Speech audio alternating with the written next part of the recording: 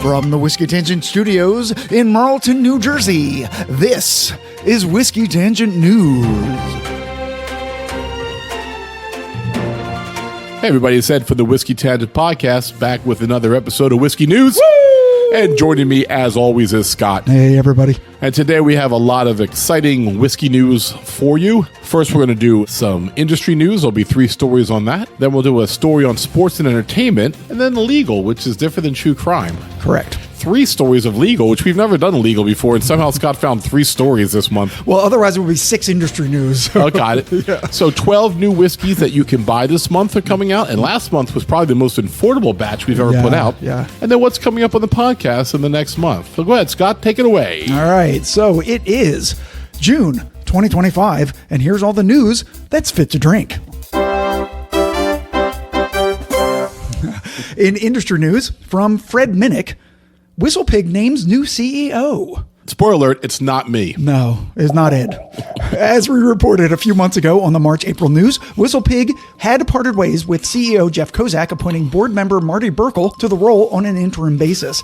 However, just this past week, WhistlePig has announced a permanent replacement, former president and CEO of Belvedere Vodka, Charles Gibb, who also spearheaded successful brand-building initiatives across multiple international markets during tenures at other spirits companies, including Bacardi, Diageo, and Moet Hennessy.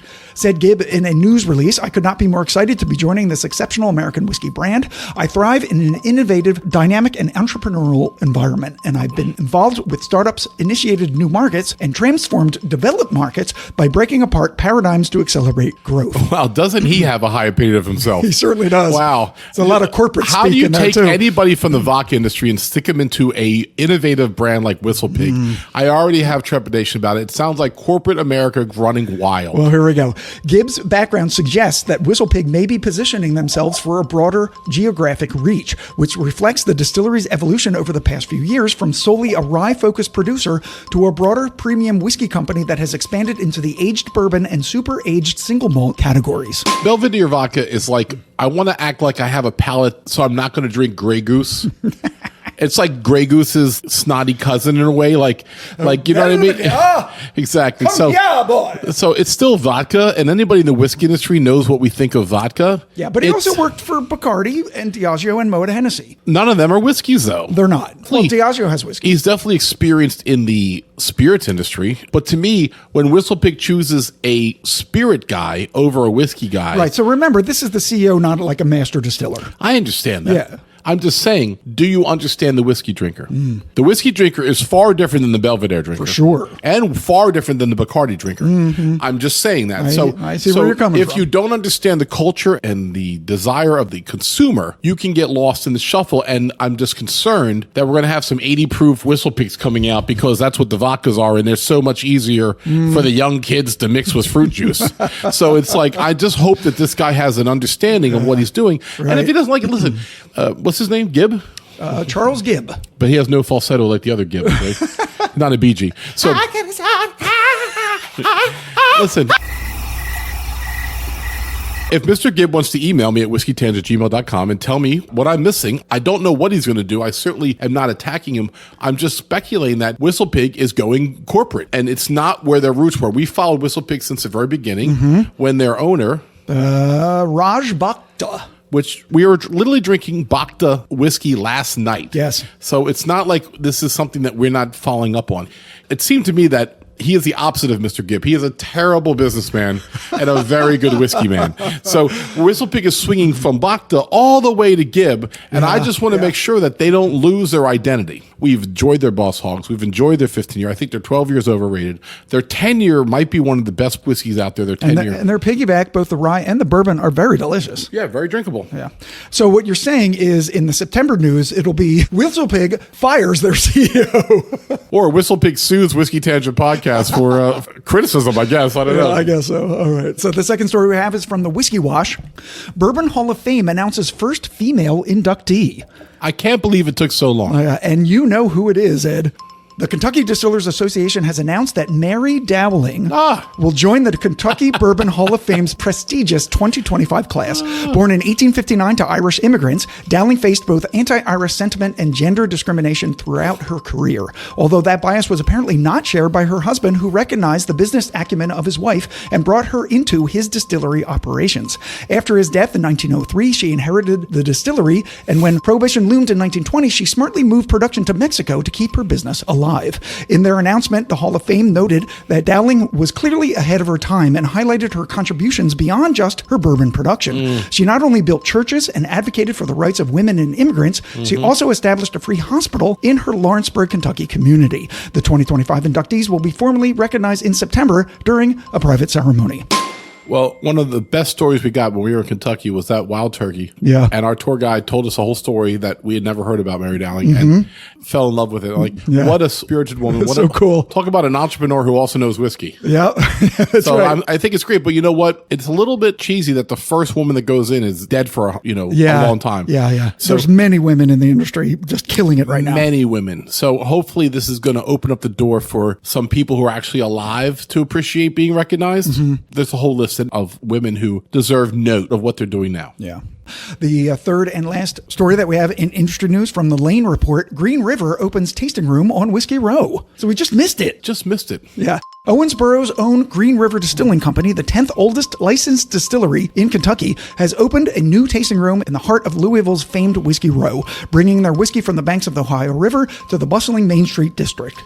The 4,400 square foot space at 714 West Main Street is a tribute to Green River's rich 140-year heritage and Owensboro roots. From copper tanks and lighting salvaged from the original DSP KY10 site to an immersive tasting experience that includes personalized bottles and straight from the barrel pours. The new location keeps Owensboro's story at its core. Like lighting. Like, what is it, like oil lamps? Like, how old is this place? Like, what lighting do you have to salvage that I'm supposed to get excited about? It's a salvage lighting. It's like gas-powered lighting or something, like lanterns. And I'm confused because I always thought that Green River had at least some of their stuff distilled by Bardstown for them. Am I wrong? Well, so what it... Or is that a brand? I'm confused. So Green River was its own thing, but Bardstown bought them. Oh, I got it. Yeah, so Bardstown owns Green River, and they do use some of their spirits for some of their brands. Got it. At the new facility, guests can enjoy walk-in tastings, shop exclusive bottles, and explore the hidden Department of Spirit Preservation, a speakeasy-style lounge with barrel-strength decanter experience you can't find anywhere else. Said Master Blender Dan Calloway, the new space captures both the grit of our Owensboro origins and the spirit of play, surprise, and community that defines us now. To learn more about the new tasting room and Green River's legacy, point your browser to greenriverwhiskey.com. Yeah, and he also said, I'm no Gib, all right? No Gib here.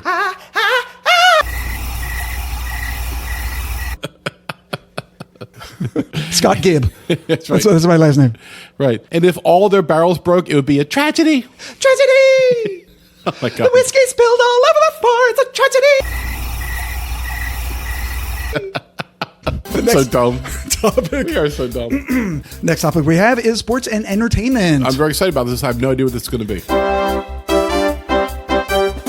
Okay, so from MLB.com, Major League Baseball names their first official whiskey. Oh my gosh. What could it be? What could it be? Could it be? What could it be? Are you going to guess? Is Jack Daniels? No. It's a new whiskey. New riff. You may not know of it. I don't know about it. You may not. Oh, well then, go ahead. Okay. Co-created by Buffalo Trace's master distiller Harlan Wheatley and Grammy Award-winning singer-songwriter and musician Chris Stapleton, Okay. Traveler Blended Whiskey has formed a new multi-year agreement, making it the official whiskey of Major League Baseball. Oh, yeah, I've seen Traveler, The first brand ever so but I've never tasted it. designated. The partnership will promote the brand across various multimedia touchpoints, including game broadcasts, custom social and digital content, and in stores across the United States. Traveler will also set up engaging fan activities on site at this year's All-Star Week, inviting fans ages 21 and older to savor the camaraderie and connection of the game with a whiskey in hand. Lastly, Traveler plans to give fans the opportunity to attend these events via custom sweepstakes and giveaways in conjunction with Major League Baseball. As Chris Stapleton said, whenever we're on the road and it happens to line up, we go to baseball games. It's become a bit of a tradition over the years. We love to experience all the different ballparks and enjoy the culture of whatever baseball town we happen to be in. My wife and I even went to Game 6 of the World Series once on our anniversary. Needless to say, I'm thrilled. thrilled. Bottled at 90 proof and selling for $40, Traveler is a completely unique combination of whiskeys hand-selected from the Sazerac Company's award-winning distilleries and is characterized by notes of oak, sweet maple, tart currant, leather, vanilla, aged fruit, buttery shortbread, and caramel.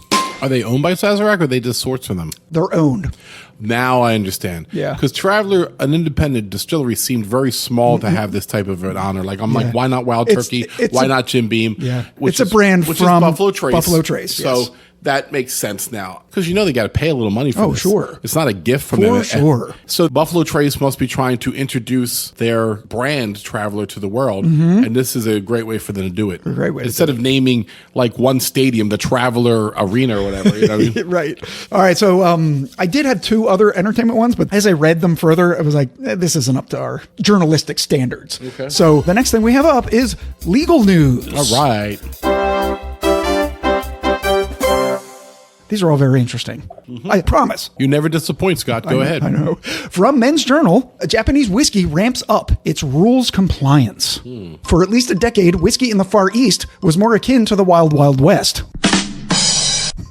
Correct. At least when it came to whiskey labeling practices. Any liquid bottled in Japan could claim to be, quote, Japanese whiskey, even if it was distilled and aged in places as far afield as Scotland, Canada, or Brazil. As the category proliferated in the early 2010s, unscrupulous actors took advantage by bottling all sorts of liquids that were hardly Japanese and charging a premium for them. But after years of widespread complaints, in February 2021, the Japan Spirits and Liqueurs Makers Association, aka the JSLMA, which I'll be pronouncing Jizmla, because I'm not saying that all again, set forth a set of rules requiring Japanese whiskey to be 100% distilled, matured, and bottled in Japan, with brands having until April 2024 to comply. However, because Jizlma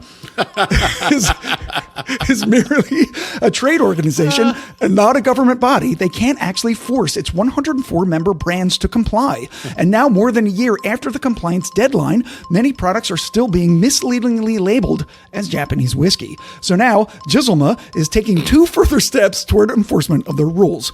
The first is to seek geographical indication status for Japanese whiskey from the Japanese government. This is a similar intellectual property protection that's enjoyed by many spirits across the globe, including champagne, scotch, cognac, bourbon, and tequila, just to name a few. The second step is unveiling a new Japanese whiskey logo that brands can use on bottles that comply with their native production requirements. Really? The circular brown seal with a large JW in its center will soon be trademarked by Japan's patent office, and association members are thrilled. Said Suntory President Masaki Muramoto, we are pleased to see that the Jizlma is taking steps to make this standard legally binding and that they're unveiling a new logo to help people easily distinguish authentic Japanese whiskeys in the marketplace. The House of Suntory will be incorporating the logo onto our authentic Japanese whiskeys as early as the end of this year. We were up in New York about 10 days ago, and we were drinking Japanese whiskey, among other stuff, trust me. We drank everything New York had to offer, and a lot of Irish whiskeys, and we ended the night with mezcal. Yeah. But in the middle of that, we had some Japanese whiskeys at a Thai restaurant, and I was drinking some Nika coffee malt. You had... Oh shit, I forget. Kimiko? Started with Kikori? Kikori maybe. That's Kikori, I think that was it. Yeah. One we had never had before. So, I mean, Japanese whiskey is a unique flavor profile for me. It tastes like a midland point between Scotch whiskey and Irish whiskey. Yeah, it can be very subtle. Yeah, like the Suntory Toki's very, very light in Irish whiskey, where I think the Nika's a little bit more of a non-peaty Scotch. It's Okay. just a little bit more body to it. Yep. So we've been watching this battle in Japan for a while now. Yeah, we've reported on Japanese whiskeys. We've had Japanese episodes where we mentioned the new rules and that the compliance, and it was kind of a shit show. It's still a shit show. So this is a concerted effort to make it not a shit show by Jizlma. Normally, Japan's not a shit show. Right, I know. Normally, they all play well with each other. They're so organized Yes. as a society. Yes. I feel like this was a long time coming. Yeah. Yeah. So the next story we have is from Whiskey Advocate. Belle Meade Bourbon's original owners take their whiskey back. Oh. Yeah. We've enjoyed them. Cool story. In 2012, brothers Andy and Charlie Nelson resurrected their family's distilling legacy by launching Belle Meade Bourbon and 2 years later opening up Nelson's Greenbrier Distillery in Nashville, Tennessee. The accolades piled up and Constellation Brands took a minority stake in 2016, later acquiring the majority control in 2019. A few years after that, the brothers left the company and their namesake behind. However, at the end of last year, they quietly regained the rights to Belle Meade. And so, with the brand back once again in Nelson family hands, it will be positioned as a Nashville-centric bourbon, and the immediate path forward is to establish deep local roots, keeping the products available only in Nashville and Middle Tennessee, with later plans to expand more widely. Currently sourced by MGP and Bardstown Bourbon Company, the high rye bourbon lineup includes the 90.4 proof Belle Meade Classic and the heftier 108.3 proof Belle Meade Reserve. But the brothers say that you can also expect a single barrel release to follow suit in the future. Meanwhile, Constellation, who still owns the Greenbrier Distillery, has reduced production and laid off some staff, which might explain how the Nelsons got their brand back. However, their restaurant, bar, events, tours, and tastings continue to be fully operational and open for business as usual.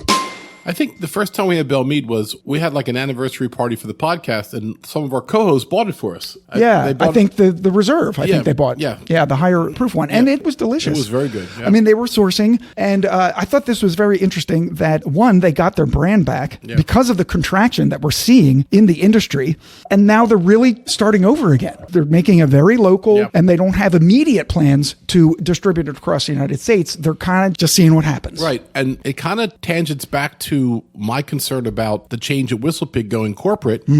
That happened for Belle Meade, and they brought it back to the roots. You know what I mean? Yeah. So we'll see what happens. I'm happy for the Nelson brothers to get their brand back. Yeah, and, me too. And the passion they must have for it. Yeah. The last story that we have, and then we get to the whiskeys you can buy this month from winesearcher.com. This is super interesting because everybody wants whiskey shipped to them. Whiskey takes aim at U.S. shipping laws. Yes, it's so annoying. Yeah. In 2005, when the U.S. Supreme Court ruled that states cannot discriminate against out-of-state wineries in the direct shipping of their products, everyone thought that would settle the issue of shipping alcohol. Fun fact, no. Then in 2019, when SCOTUS again ruled that states couldn't show favoritism to their local alcohol industry, everyone thought that would settle the issue. But again, no. But no. And several states continue to have laws that allow in-state but not out-of-state wine retailers to ship to their own residents. And while there are court cases all over the country challenging these laws, one has yet to make it back to the Supreme Court. In the meantime, the battle has expanded from wine to spirits. Last year, the state of New York passed a law allowing any craft distiller in the United States to ship to New York residents, but only if they're based in a state that allows New York distillers to ship to them. Oh. Now, on the surface, this reciprocity is an attempt to play fair, but it's also very likely to be unconstitutional, at least if you base it on the previous two Supreme Court cases. For example, Texas doesn't allow direct-to-consumer shipping of spirits, so no distillery, in Texas or not, can do so, which is fair. However, because of New York's reciprocity law, Balcones, for example, can't ship directly to consumers in Manhattan, even though Hudson Whiskey can, which is unfair toward Balcones because Balcones can't control Texas law. That's the reason why the Constitution has the Dormant Commerce Clause to prevent states from discriminating against businesses in other states. Yet the state of Washington just won a case in federal court allowing it to do just that. A New York distiller wanted to ship its apple brandy to clients in Seattle, but Washington has a law that says craft distillers who want to ship to Washington residents must have a physical presence in the state. But that was the exact basis of the second Supreme Court case I mentioned earlier that involved Total Wine wanting to open a store in Tennessee but being denied a license because its owners had not been Tennessee residents for 2 years. A blatant act of favoritism that has nothing whatsoever to do with public health or safety. So, what legitimate purpose does the state of Washington have in allowing, say, Seattle-based Westland Distillery to ship to customers in Walla Walla, Washington, but not Hudson Whiskey or Balcones for that matter? The opinion reads like something written by a bad high school debate team, and it should get smacked down by SCOTUS if it ever gets there. But at this point, with so many court cases working their way through the tangle of state laws and judges ignoring settled precedent, who knows? As Chicago-based beverage alcohol attorney Sean O'Leary puts it, the decisions keep getting stranger and stranger. I really thought this issue was put to rest with the second SCOTUS decision. It was a 7-2 ruling, but people have found creative ways around it, and I'm done predicting this stuff. Well, being that we are based in New Jersey, I always thought just wants their share of the state tax, right? Yeah. They're mad because Part of it. if someone ships us a bottle from Ohio or Washington or Texas, they don't get their tax on it. But there is some whiskey not available for sale in New Jersey that we simply can't get unless we ship it, and we're not allowed to ship it. Yeah, so there's been whiskeys that I've tried to get from different states that don't ship to New Jersey specifically. They ship to other states, but they don't ship to every state. And every state is different. It's annoying. Why is it like that way? Now, yet, when I belonged to Flaviar, they did ship to me. They did. And I don't know how they do it. I don't know how they do it either. I mean, I guess they take it, so they have it in their possession, and maybe they're in a state that allows to ship to every state. Yeah, and one time I had to click that I would pay any relevant state tax if I got a whiskey. Right. And they sent it to me. Yeah. And of course, I absolutely paid that tax, Scott. Yes, you on did. the public record, I paid the state tax. Wait, are you saying you didn't? Are you saying I didn't? No, I'm not accusing you of anything, sir. Sir, this is a Wendy's. I'm saying I checked the box. I know it's confusing, and like if you think it's settled, if you want it to be settled like we do, I don't know, it'll never be settled. I But don't yet, think. something like Blind Barrel, where they send you the samples, that seems to be okay. He That's says okay. he ships to every state. So Yeah. maybe because we don't know what whiskey it is, it's a loophole. I'm not sure. I mean, I guess because they're rebottling it. Maybe that's a loophole. Maybe. Maybe. I don't know. Yeah, who knows? Fuck if I know. Fuck if I know. All right, so the next thing we have up is the new whiskeys they can buy this month. All right, so we got 12 of them. First one we have Blue Note Single Barrel Rye. Never been disappointed by Blue Note. Blue Note Bourbon has announced the launch of its first single barrel straight rye whiskey, distilled in Kentucky and crafted in Memphis. It's 116 to 124 proof. It varies. At least 4 years aged. It's 95% rye, 5% malted barley. Honey, baked apples, buttered toffee, leather, berries, cherry cobbler, fudge-covered graham crackers, ginger candied fruits, and thin mint cookies. I want that. MSRP $50. I mean, Blue Note always describes it like it's going to be $100 whiskey, and it's always $50. As soon as I see that, I'm buying it. It sounds delicious. I love thin mint cookies. Wait, what's coming up next? What do I see? The next one, Cedar Ridge, the QuintEssential Special Release number 5. Order it now. American Single Malt. Yeah, right now. Right now. Don't even wait for us to describe it. It's going to be gone. Oh shit, it's gone. Fittingly enough, Master Distiller Murphy Quint finished Cedar Ridge's 5th limited edition QuintEssential American Single Malt in a combination of 5 casks, imported port and Madeira casks, and the distillery's own port, Madeira, and Marquette-inspired wine casks. 117.8 proof, Wow. at least 6 years age, 100% malted barley, chocolate pudding, toasted brioche, coffee cake, cranberry sauce, cherry cordials, tobacco, and clove. MSRP is 100. The last one they put out was one of the best whiskeys we ever tasted on the Absolutely podcast. delicious. We tried to get online and order it that night. As soon as I tried it, it was already gone. Yeah. Luckily, I had ordered it. Our friend Joe, who was on the podcast with us that night, is still disappointed. Yeah, he's still disappointed. Yes, I don't think he's been on since. Oh, wait, he's calling me. He's like, Scott, I'm still disappointed. All right, so the next one, really exciting news here.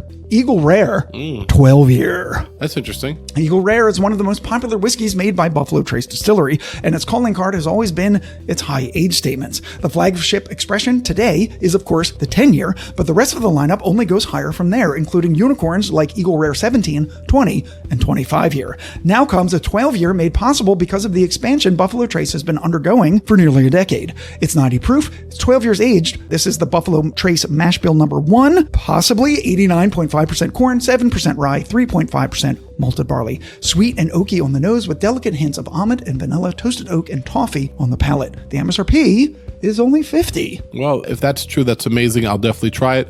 It's interesting. They literally only use malted barley enough to stimulate the fermentation process and not really for the flavor profile. So Yeah. it's very interesting. It would be interesting to taste this against the 10-year. Oh, absolutely. So if we can get this, that's a podcast right there. Absolutely. So the next one we have is Jefferson's. We haven't mentioned Jefferson's in a while. Nope. They have a blend of straight ryes. Interesting. For its latest release, Kentucky-based Jefferson's is going outside its bourbon-centric comfort zone for a rare rye release, which combines the brand's ship-aged ocean rye with other rye whiskeys in their stocks. It's 88 proof, 6 to 9 years aged. The mash bill is not disclosed. Fig, vanilla, baking spices, cherry, and mint. MSRP is $35. I'll believe that when I see it. That does not sound like the Jefferson I know. It doesn't. And maybe they're, like other companies, making a press to make things more affordable. We talked about this was going to happen. Yeah, we talked about this last time. But I think you're about to talk about it again. I am. So, yeah, and you're cheating. So stop looking at my screen. I'm looking at your screen. The next one we have is Old Fitzgerald 7-year bottled and bond rye. Dating back to the 1870s, Old Fitzgerald is a brand that changed hands many times, from the Old Judge Distillery to Stitzel Weller to Diageo to Heaven Hill, where it toiled unceremoniously in the background until 2014 when it was discontinued. Brought back in 2018 as a biannual bottle and bond release at varying age statements, its popularity soared, as did its scarcity and price. But now, for the same reason that Eagle Rare is releasing a 12-year, Heaven Hill is releasing a new permanent extension of the Old Fitzgerald brand. It's 100 proof, 7 years aged, 68% corn, 20% wheat, 12% malted barley, sweet citrus, honey, berry fruit, graham cracker, and loads of spice. MSRP is $60. I mean, yes. If I could get that for $60, I'd buy it every week. Go get it. Go get it. Go get it. Another Old F, Old Forester. Yeah. President's Choice Single Barrel Bourbon and Rye. President's Choice. Yes. So bourbon is the greatest bourbon ever. Best bourbon. Not that president. Oh, okay. With distillery exclusive expressions being somewhat of a double-edged sword for whiskey lovers, Old Forester has found a way to make distillery visitors and enthusiasts farther afield happy. The distillery has announced that its popular distillery-only release, President's Choice series, originally single barrels chosen by the company president, hence the name, will be available nationwide for the first time. They are both between 110 and 120 proof, both aged 7 to 9 years. The bourbon mash is 72 corn, 18 rye, 10 malted barley. The rye mash is 65 rye, 20 corn, 15% malted barley. There's no tasting notes, as these can vary, and the MSRP is $225. Yeah, I'm out. I mean, I can get Old Fitzgerald for 60. It's too much. It's too much. They haven't learned the economy of bourbon right now, and so we'll see that next year when it comes out at 180. So 125? Oh, 150 even. I would at least entertain it at 150. I know. I was mad at the 225, but I kept it in there so we could be mad at it. But they showed that with their 1924 being $95 to $100. So yeah. I think it was more than that even. Yeah, so it's like they put out all this affordable whiskey, so guess what? I'll drink that, Old Forester. Yeah, the 1920. Have a bottle right here. Yeah, we'll drink that. Thanks. We drank it today. Next one we have is Penelope Cigar Sessions, Chapter 1, American Whiskey. I hear Benash is doing a couple of Penelope picks. Are they?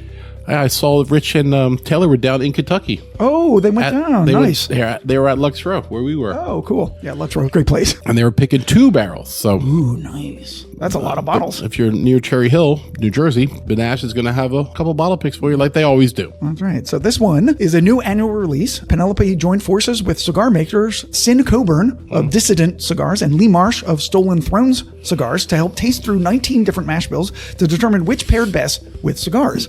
They landed on a blend that includes bourbon, American single malt, and light whiskeys. 101 proof, at least 6 years age. The derived mash bill is 72% corn, 15% rye, 13% malted barley. Milk chocolate, vanilla, candied apple, dried peach, tobacco, warm caramel, toffee, dark fruit, and light oak. MSRP is $80. That's pretty good for a cigar whiskey. That's not bad. How old is it? At least 6 years age. Okay. It's right at the edge, but I'm going to give them some credit because Penelope doesn't normally gouge you. Yeah. So if they're charging 80, it must be worth 80. Yeah. I mean, they had to pay the cigar guys, so. That's right. The next one we have is Redemption 18 year. Wow. All right, so these next two, you're going to get mad at the price. Well, it's 18 years, so I'm already expecting to start at 150, but go ahead. Okay, so in November of 2017, Redemption released a pair of ultra-aged expressions in its Ancients series, an 18-year and a 36-year, sourced from MGP, but thereafter discontinued the Ancients series. But while pulling inventory from Castle and Key, master blender Alan Kennedy found 18-year-old barrels of bourbon, also originally from MGP. They tasted incredibly balanced for their age, not overly oaked or charred as higher aged bourbons can get. The final blend includes 69 barrels total. 4 of them have the brand's high rye mash bill, 36%, and the rest use a medium rye mash bill, 21%. 103.4 proof, 18 years age, warm oak, cherry jam, cinnamon, mint, oak, sweet corn, vanilla, and leather, $400. Well, somebody will enjoy that. Somebody who is not us. I mean, it's a one-off. It's rare. I mean, I get it. 18 years. I expect it to be at least 150. And had it been 200, I'd be like, yeah, 400. No, I mean, charge what you want, Redemption. Someone will buy it. It's just not in my wheelhouse, and I'm not going to ever taste it. Yeah. Unless Redemption would like to send it to us, and we would love to give our opinion on a sample. Thanks, Redemption. Love you. Love you. Whatever. So I only really included it because I found it interesting. And the same thing with this next one is even more interesting. Stitzel. Yeah. Reserve 24 year. Founded as a partnership between spirits distributor W.L. Weller and Sons and the APH Stitzel Distillery in 1935, Stitzel Weller went on to create some of the most iconic whiskeys in history, including Old Fitzgerald, W.L. Weller, and Pappy Van Winkle. However, in 1972, during the Bourbon doldrums, Stitzel Weller was sold to a forerunner company of Diageo and then shuttered in the early 90s. But in 2014, Diageo invested $2 million into the original facility that now produces their Blade & Bow, I.W. Harper, and Orphan Barrel brands. And now Diageo has bottled a whiskey under the Stitzel Weller brand name for the first time in over 30 years. 123.4 proof, 24 years aged, mash is not disclosed, intensely layered with cracked leather, saddle oil, and burnt sugar. The MSRP at the distillery, you can only buy this at the distillery, $1,600. I mean, I'll tell you right now, if it was 24-year-old Stitzel Weller juice, I would understand it. It is very old, but very old doesn't mean very good, everybody, just so you know that. Does not. Knock yourselves out. I'm never tasting it. I mean, they're tasting notes. Cracked leather, saddle oil, and burnt sugar. Doesn't sound very good. No, it sounds like a very over-oaked whiskey. Exactly. Once again, if Diageo would like to send Scott and I a sample, we would be happy to give our opinion on it. But I'm not buying it for $1,600. So there is a caveat. If you don't want to spend $1,600 for the bottle, you can buy a single pour for $200 at the distillery. The problem is it's probably an ounce and a half. I know. At the local place we go, the WhistlePig Boss Hogs are 100. Yeah. So, I mean, that's not insane. It is insane. $200 for a single pour. Tastes like saddle oil, remember? And burnt sugar. And sadness. And regret. Right. And it tastes like prohibition. It tastes like poverty. All right. So the next two I found very interesting, but also very reasonable. You'll like this one because of that can that's right over there. WhistlePig GraveStock Wheat Whiskey. All right. In partnership with the trendy water brand Liquid Death. Oh, which I was drinking today, right now. That's right. WhistlePig has created a new whiskey partially aged in custom 380-gallon charred American oak caskets at the Vermont distillery. Proofed with Liquid Death's mountain-sourced water and marketed with the line, pouring one out for the drinkers who know life is too short to drink anything but the best. It's 86 proof, no age statement, 85% wheat, 15% malted barley, honey, vanilla, rye spice, caramel, citrus, and charred oak. MSRP is $70. That's interesting. I mean, that's something I might dip my toe into. Yeah. Yeah, take that, Gib. Yeah, interesting. I like the death motif. Yeah, it's absolutely. Nice. I mean, it wasn't actually a used casket. Right, that would be gross. But also fucking metal, bitch. All right, and the last whiskey that we have to mention is the Widow Jane Borough blend of straight bourbons. To make its new whiskey, Widow Jane invited 7 New York City bartenders to its Brooklyn distillery to taste through a range of bourbon blends with head distiller Sienna Jevermov. Together, they selected a blend that best represented the city, a marriage of 5 straight bourbon barrels in a nod to New York's 5 boroughs. It's 91 proof, at least 10 years aged, mash bill is not disclosed. Caramel apple dipped in peanuts, maraschino cherries, coffee, peppermint, black and white cookie, plum sauce, and chocolate egg creams. The MSRP is $75. Nice. And there's another woman distiller that we were talking about who makes her own wake in the industry. Yeah, great name. Sienna Jevermov. Would you try this one? Sure. Yeah. We were drinking Widow Jane when we were up in New York. We were. We thought it was appropriate because they're from Brooklyn. 2 weeks ago now. Why 2 weeks ago. What, you're saying 10 days? I don't know. Why are you saying whip? Whip, Brian. Cool whip. Hello, Brian. All right, what's coming up on the podcast? That's what we do next. And on 7/4, there will be no podcast. Because it's Independence Day. Yes. Enjoy your Independence holiday, everybody. Whoop, whoop. Catch up on your podcast.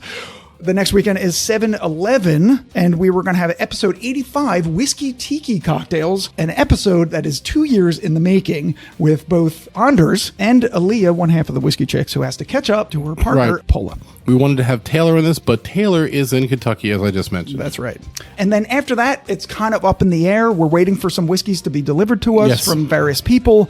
We do have, though, Baker's High Rye Bourbon that we might do a quick taste on, maybe the news, Yeah. etc. And then we don't know what's coming up for the other episodes. Right, we still have haven't- to figure it out. We haven't done Baker's in a long time, and to see that they have a new product out, we wanted to give it a try. All right, that's it. All right, everybody. So if any of those whiskeys we talked about has caught your interest, now's the time to order, especially anything from Cedar Ridge. They don't have a lot of it.